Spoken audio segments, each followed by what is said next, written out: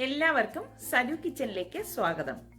ഇന്ന് ഞാനിവിടെ ഉണ്ടാക്കാൻ പോകുന്നത് മസാല പറാട്ടയാണ്. ഇത് വളരെ എളുപ്പത്തിൽ തന്നെ നമുക്ക് തയ്യാറാക്കിയെടുക്കാൻ പറ്റുന്ന നല്ല ഒരു പറാട്ടയാണ്. അതുപോലെ തന്നെ ഇത് ചൂടോടെ കഴിക്കുന്നതാണ് ടേസ്റ്റ് കൂടുതൽ. അപ്പം നമുക്ക് അതെങ്ങനെയാണ് തയ്യാറാക്കുന്നതെന്ന് നോക്കാം. ഈ പറാട്ട ഉണ്ടാക്കാൻ വേണ്ടിയിട്ട് ഞാനിവിടെ 2 കപ്പ് ഗോതമ്പ് മാവും 1 കപ്പ് മൈദാ മാവും എടുത്തിട്ടുണ്ട്. ഇപ്പം ഞാനിവിടെ 2 കപ്പ് ഗോതമ്പ് മാവും 1 കപ്പ് മൈദാ മാവാണ് എടുത്തിരിക്കുന്നത്. ഇതൊന്ന് മിക്സ് ചെയ്ത് കൊടുക്കാം. ഇതിലേക്ക് ഞാൻ ഇനി കുറച്ച് ചില്ലി ഫ്ലേക്സ് ഇട്ട് കൊടുക്കുവാണ്. ഏകദേശം 1 ടീസ്പൂൺ ചില്ലി ഫ്ലേക്സ് ഞാൻ ഇതിലേക്ക് ഇട്ട് കൊടുക്കും. ഇതിലേക്ക് ഇനി ഞാൻ 1 ടീസ്പൂൺ ഗാർലിക് പൗഡർ ഇട്ട് കൊടുക്കുകയാണ്. ഗാർലിക് പൗഡറൊക്കെ ഇപ്പം നമുക്ക് വാങ്ങിക്കാൻ കിട്ടും. പിന്നെ കുറച്ച് അയമോദകം നമ്മൾ ഇതിലേക്ക് ഇട്ട് കൊടുക്കും. അതായത് അജ്വൈൻ സീഡാണ്, അതും ഇതിലേക്ക് കുറച്ചിട്ട് കൊടുക്കും. ഇതിനൊന്നും ഒരു കണക്കൊന്നുമില്ല കേട്ടോ, നമ്മൾക്ക് എത്രയാണോ ആവശ്യം അതിനനുസരിച്ച് ചേർത്ത് കൊടുത്താൽ മതി. പിന്നെ പാകത്തിനുള്ള ഉപ്പ് ഇതിലേക്ക് ഇട്ടിട്ട് ഇതെല്ലാം കൂട്ടിയിട്ടൊന്ന് മിക്സ് ചെയ്ത് കൊടുക്കാം.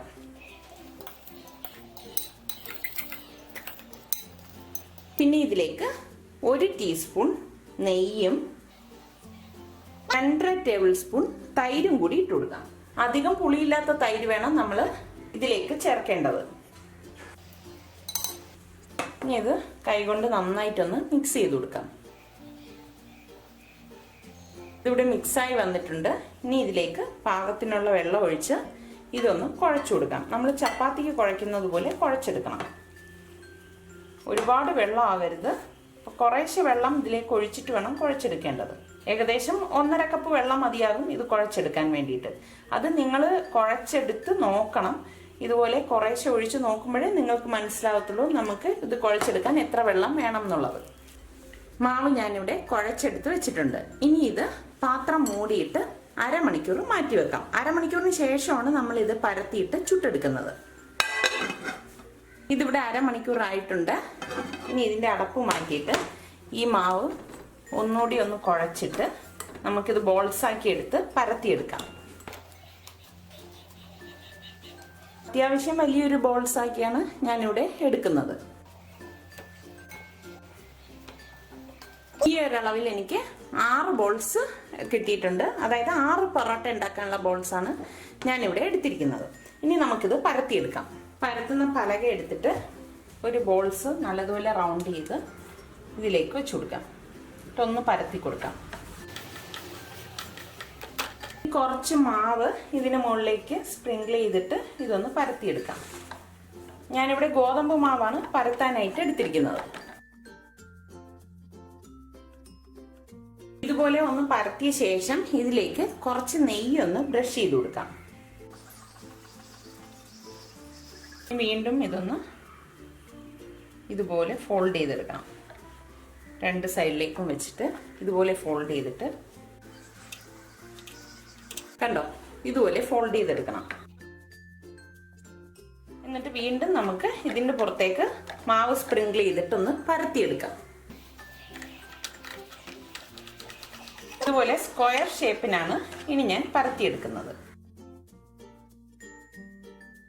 കണ്ടോ, ഇതുപോലെ നമ്മൾ പരത്തിയെടുക്കണം.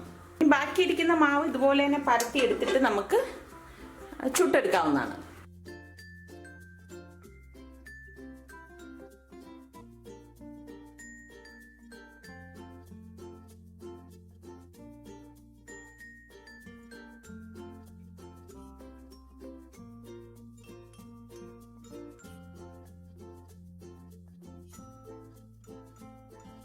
ചൂടായിട്ടുണ്ട്.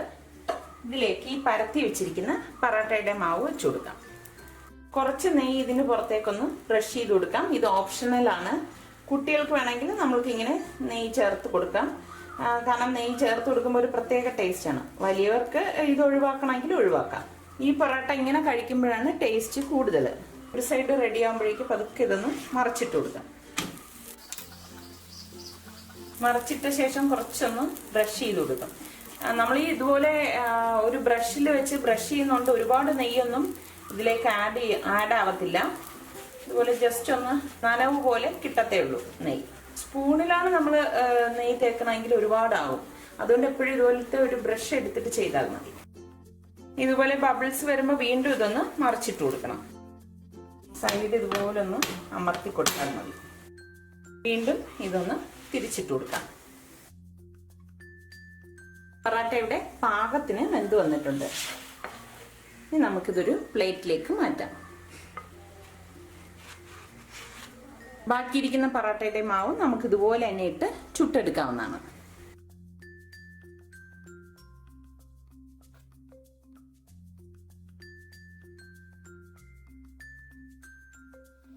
ഈ പൊറാട്ടയുടെ കൂടെ കഴിക്കാൻ വേണ്ടി ഞാനിവിടെ ക്രീമി പനീറാണ് ഉണ്ടാക്കിയിരിക്കുന്നത്.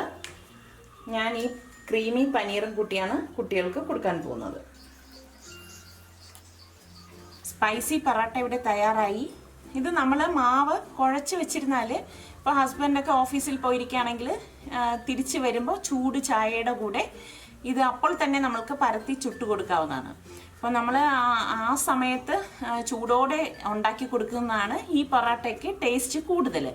നമ്മൾ ഉണ്ടാക്കി വെച്ചിരുന്ന് കൊടുക്കുകയാണെങ്കിൽ അത്ര അധികം ഒരു ടേസ്റ്റ് ഉണ്ടാകത്തില്ല.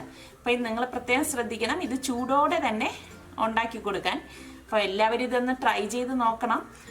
നിങ്ങൾക്ക് ഇഷ്ടമാണെങ്കിൽ ഇതിൻ്റെ ലിങ്ക് ഷെയർ ചെയ്യുവാനും ലൈക്ക് ചെയ്യുവാനും കമൻറ്റ് ചെയ്യാനും മറക്കണ്ട.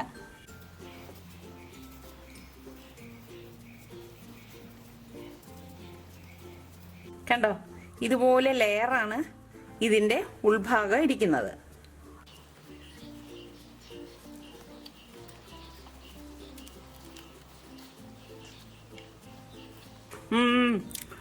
സൂപ്പറാണ് കേട്ടോ. അപ്പം നിങ്ങളെല്ലാവരും ഇതൊന്ന് ട്രൈ ചെയ്ത് നോക്കണം.